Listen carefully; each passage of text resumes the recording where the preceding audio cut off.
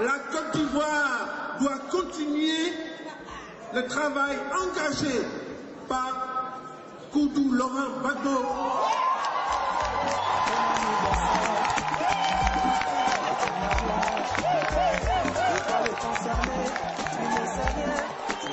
Nous recueillons les propos de certains responsables avant l'allocution qualifiée de bombe que va faire le conférencier, l'emblématique Awa Dombello. Voilà la réalité des chiffres. À la fois on dit que Gbagbo n'a rien fait, souvent ça me fait rire. Parce qu'en pleine crise, aucun gouvernement passé, même en période de prospérité, en période de miracle ivoirien, la Côte d'Ivoire n'a jamais fait de tels chiffres en recettes budgétaires.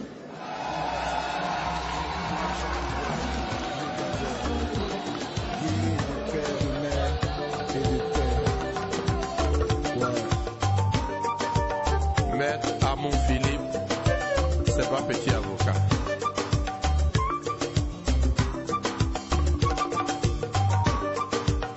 Avec un public engagé à la tribune, nombre d'officiels ont assisté à la manifestation.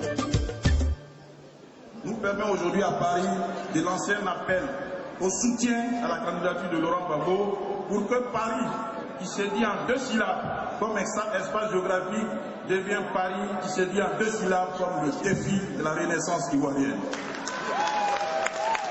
Chers frères ivoiriens, il ne s'agit pas seulement du destin de la Côte d'Ivoire. Et le professeur Malik Ndiaye, dans un témoignage éloquent, vient de vous dire qu'à la suite du colloque international organisé à Yamoussoukro, Laurent Gbagbo vient d'acquérir sa dimension planétaire et mondiale, ce que vient de confirmer M. Dombello, directeur général du Bénin. Que nous avons à choisir entre le candidat de la liberté et puis l'asservissement.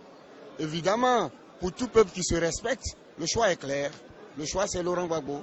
Parce que Laurent Gbagbo va nous apporter va nous rendre notre liberté et notre dignité.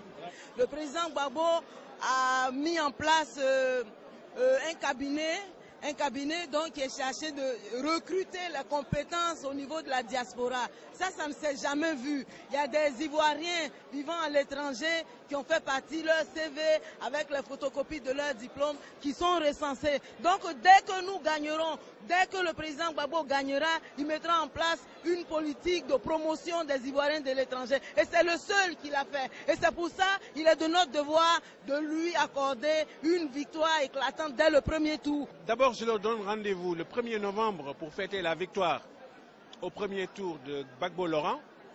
Et deuxièmement, je leur dis, en leur répétant un proverbe ivoirien, que Gbagbo va gagner, j'en suis sûr, mais la confiance n'exclut pas l'action et le contrôle de l'action. Plus on aura des bulletins de vote en faveur de Laurent Gbagbo, mieux on abordera la nouvelle ère de l'Afrique, la renaissance africaine. Je veux demander à chaque Ivoirien, enrôlé d'abord, je parle d'abord aux personnes enrôlées, de se lever comme un seul homme, de se présenter manifestement nombreux le 31 octobre pour soutenir le candidat Gbagbo.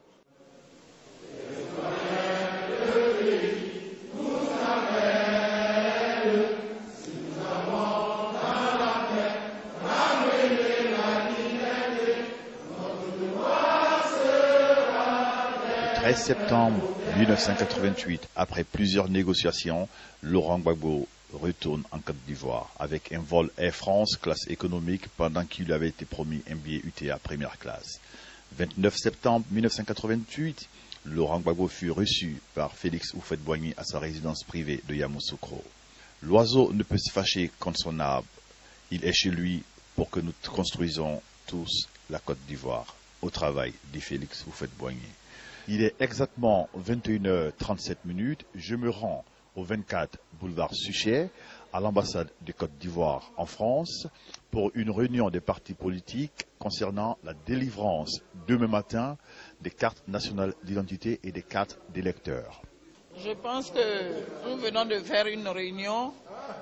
On a quelques consignes. Nous allons lancer un mot d'ordre à nos militants d'être disciplinés. Et on voudrait insister sur le fait que les élections doivent se dérouler en ces 2 lieux de souveraineté que sont le boulevard Suchet et l'ambassade de Côte d'Ivoire. Mais tout le monde aura ces documents. Tout le monde aura ces documents, il n'y a donc pas lieu de précipiter les choses. Nous avons pris nos dispositions, tous nos électeurs sont déjà prêts et les électeurs auront leur carte en temps et en heure de façon à ce qu'aucune voix ne manque à notre candidat parce que nous voulons que notre candidat gagne et nous allons le faire gagner dès le premier tour. C'est notre ambition et les équipes sont déjà sur le terrain. Les électeurs sont prêts. Dès demain, à partir de 5 h du matin, nos électeurs seront là pour être sûrs qu'à 10 h, quand le bureau sera ouvert, ils prendront leur carte. Mais ce que je voudrais dire, vous parlez d'appel. Ce n'est même pas un appel, c'est une prière. Une élection, comme on le dit, c'est une rencontre avec un homme et son peuple. Ils sont plusieurs candidats. Le candidat Laurent Gbagbo est l'enfant du peuple. Il a fait ce que personne n'a fait depuis nos indépendances. Il a apporté la démocratie en Côte d'Ivoire. Il a mis la Côte d'Ivoire sur, n'est-ce pas, dans le catalogue des pays qui, malgré la crise, ont résisté, ont su se battre pour que leur pays reste debout. Il l'a fait aujourd'hui, il le fera demain. Je crois à une nouvelle Côte d'Ivoire. Et je suis sûr que le prochain président qui va être élu va faire tout pour que la Côte d'Ivoire retrouve sa paix d'antan. Pour moi, Gbagbo est le mieux placé parce qu'il n'est pas rempli de haine par rapport à Alassane Ouattara. Je voudrais rappeler quelque chose aux Ivoiriens, qu'ils se souviennent au stade de Bouaké, ce qu'avait dit Alassane Ouattara. La Côte d'Ivoire, il y aura le feu en Côte d'Ivoire tant que je ne suis pas président de la Côte d'Ivoire. Et je pense que quelqu'un qui est vraiment ivoirien ne peut pas mettre le feu dans un pays parce qu'il n'est pas président. Parce que quand on aime son village, dans un langage familier, dans un adage ivoirien, on dit que quand on ne monte jamais son village avec sa main gauche. Et c'est ce qu'a fait Alassane Ouattara. Je m'appelle Inès et j'ai 11 ans. Je vis au Pérou et je suis d'origine ivoirienne. Comme c'est Laurent qui ramène la paix, je souhaite que vous votiez pour Laurent. Bonsoir. Les salauds ont mis le feu à mon paradis. Les salauds ont mis le feu au paradis. Ces salauds ont mis le feu à mon paradis. Les salauds ont mis le feu au paradis.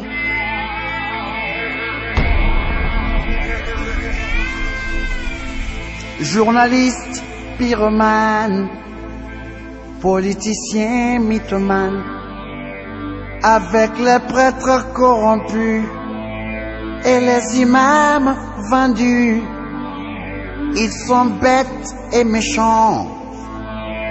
Ils ont mis le pays à feu et à sang, bêtes et méchants. Ils sont bêtes et méchants.